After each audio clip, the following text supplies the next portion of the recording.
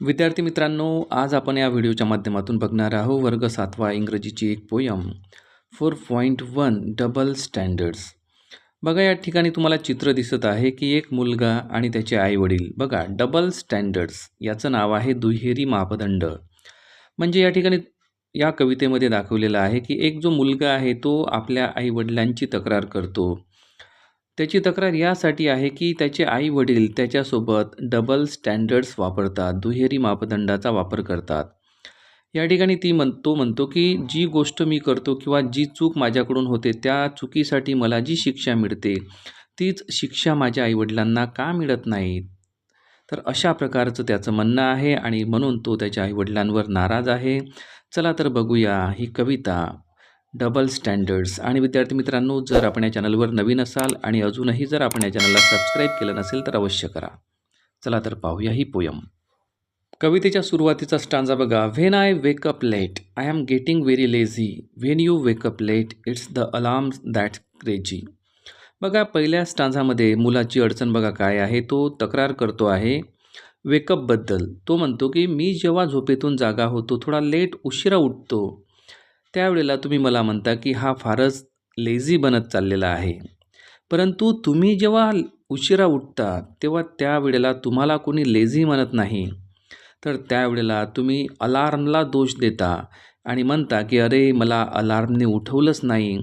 Alarm हा फारच crazy झालेला आहे, पागल झालेला आहे. म्हणजे या ठिकाणी तो मुलगा म्हणतो की मी जेव्हा उशिरा उठतो तर मी लेझी आणि तुम्ही ज्या वेळेला उशिरा उठता तर तुम्ही लेझी नाही. तर हा डबल स्टँडर्ड्स आहे. तर अशा प्रकारची तक्रार त्याने पहिल्या स्टांजामध्ये केलेली आहे. दुसऱ्या स्टांजामध्ये बघा. When I say no to something, या ठिकाणी सिच्युएशन आहे नो म्हणण्याची. तो मुलगा म्हणतो की मी जेव्हा नो म्हणतो कुठल्या तरी गोष्टीसाठी, त्यावेळेला तुम्ही मला काय म्हणता? I am being stubborn. मला तुम्ही स्टबर्न म्हणता. STUBBORN. स्टबर्न म्हणजे हट्टी किंवा दुराग्रही किंवा कोणाचंही न ऐकणारा असा एक मुलगा. तर मी जर तुम्हाला कुठल्या गोष्टीसाठी नो म्हटलं तर मी हट्टी आहे. When you say no to something, तुम्ही जेव्हा एखाद्या वेळेला नो म्हणता कुठल्या गोष्टीसाठी, तर त्यावेळेला तुम्हाला कोणी हट्टी म्हणत नाही. तर त्यावेळेला यू आर बीइंग फर्म. तर तुमच्याकडे असं बघितलं जाते की जणू काही तुम्ही फारच फर्म आहात, पक्के आहात, शिस्तबद्ध आहात, शिस्तीचे फारच कडक आहात.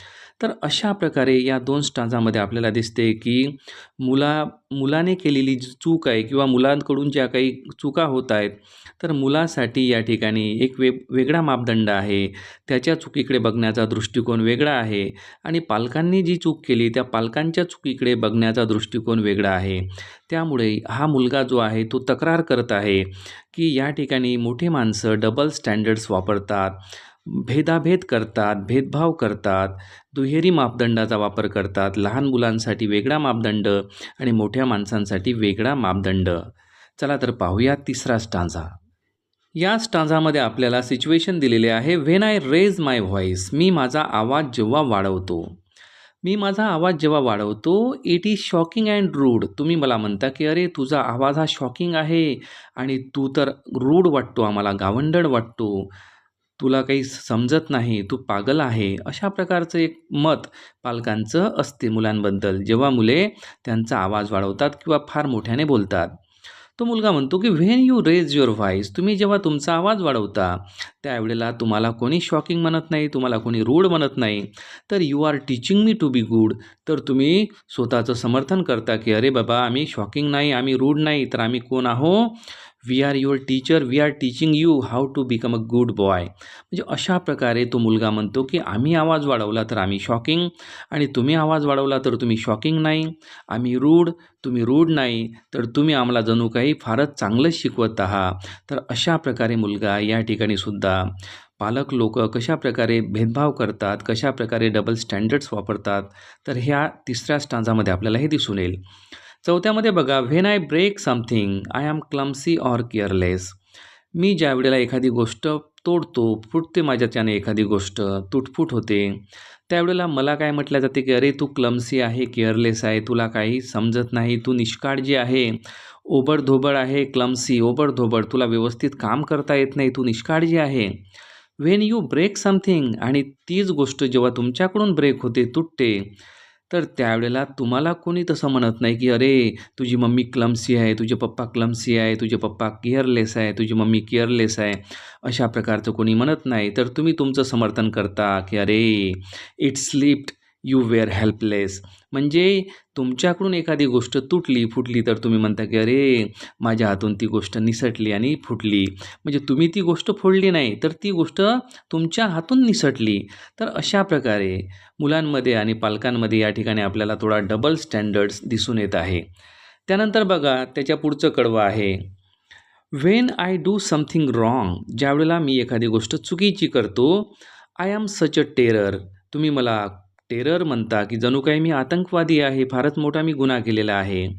When you do something wrong, आणि जेव्हा तुम्ही एखादी गोष्ट वाईट करता, त्यावेळेला तुम्हाला कोणीही टेरर म्हणत नाही, तुम्हाला कोणी टेररिस्ट म्हणत नाही. तर तुमच्यासाठी तुम्ही केलेली ती जी चूक आहे, ती it is just a forgivable error. ती चूक तुमच्यासाठी काय होते? Forgivable error. म्हणजे सहज माफ करता येईल, माफ करण्याजोगी तुमची जी छोटीशी चूक म्हणून त्याला मान्यता मिळते. आणि आम्ही ज्यावेळेला एखादी चूक करतो, तर जणू काही तुम्ही म्हणजे आकाश डोक्यावर घेता आणि आम्ही काही जणू काही आतंकवादी आहो, अशा प्रकारे तुम्ही व्यवहार करता. त्यानंतरचा स्टांजा बघा, when I quarrel with a friend, जेव्हा मी माझ्या मित्रासोबत भांडण करतो, quarrel. I am wild and naughty, मला तुम्ही वाईल्ड म्हणता, जंगली म्हणता, नॉटी म्हणता, की अरे तू नॉटी आहे, खोडकर आहे, फारच खोड्या करतोस. Wien you quarrel with a neighbour, आणि तुम्ही जेव्हा शेजाऱ्यांसोबत भांडण करता, तेव्हा तुम्हालासुद्धा असं म्हटलं पाहिजे, की तुम्हीसुद्धा वाईल्ड नॉटी आहात, पण असं कोणीही म्हणत नाही. When you quarrel with a neighbour, you are only doing your duty. म्हणजे आम्ही जर भांडलो मित्रासोबत, तर आम्ही वाईल्ड आणि नॉटी. तुम्ही जर तुमच्या शेजाऱ्यांसोबत भांडले, तर तुम्ही वाईल्ड आणि नॉटी नाही, तर you are only doing your duty. म्हणजे जणू काही शेजाऱ्यांसोबत भांडणं हे तुमची ड्युटी आहे आणि तुम्ही ती फार छान निभावता, अशा प्रकारे या ठिकाणी वर्णन आहे. म्हणजे मुलाला म्हणायचं आहे, की आम्ही जी गोष्ट करतो तीच गोष्ट तुम्ही पण करता, परंतु तुम्ही आम्हाला वेगळ्या नजरेने बघता आणि तुम्ही मात्र तुम्हाला चांगल्या नजरेने बघता. तुमची चूक ही तुमच्यासाठी चूक नसते, तर ती दुसऱ्यांसाठी एक शिकवण म्हणून तुम्ही त्या गोष्टीचा वापर या ठिकाणी करता. आणि बघा यानंतरचा stanza, so I am always wrong and you are always right. या ठिकाणी बघा तो मुलगा काय म्हणतो. आता मुलगा म्हणजे नेमका मुलगाच नाही, तर लहान मुलांबद्दलचा हा दृष्टिकोन आहे. तर लहान मुलं आपल्या पालकांबद्दल कसा दृष्टिकोन ठेवतात, तो मुलगा या ठिकाणी मुलगा दाखवलेला आहे म्हणून आपण मुलगा म्हणू. So I am always wrong and you are always right. तर मी नेहमीच चुकीचा असतो आणि तुम्ही नेहमीच बरोबर असता. Oh why do people grow up and spoil a child delight. आणि तो मुलगा म्हणतो, की अरे देवा, हे लोक का मोठे बनतात, का मोठे होतात, हे मोठे का बनतात, and why they spoil child's delight. आणि मुलांचा जो डिलाईट आहे, आनंद आहे, तो आनंद हे मोठे माणसं का स्पॉईल करतात, खराब करतात, लहान मुलांना त्यांच्या मर्जीप्रमाणे का जगू देत नाही. तर अशा प्रकारचा जो शेवट आहे, त्याने एक विनंती केलेली आहे आणि एक त्याने म्हणजे एक त्याची विनंती आहे आणि सूचनासुद्धा आहे मोठ्या लोकांना, की तुम्ही लहान मुलांना त्यांच्या इच्छेप्रमाणे जगू द्या, त्यांना वागू द्या. तर अशा प्रकारे डबल स्टँडर्ड्समध्ये एकाच गोष्टीसाठी मुलाला कशाप्रकारे वेगळ्या प्रकारचा मापदंड असतो आणि आईवडील कसे वेगळ्या पद्धतीने वागतात हे या ठिकाणी दाखवलेलं आहे.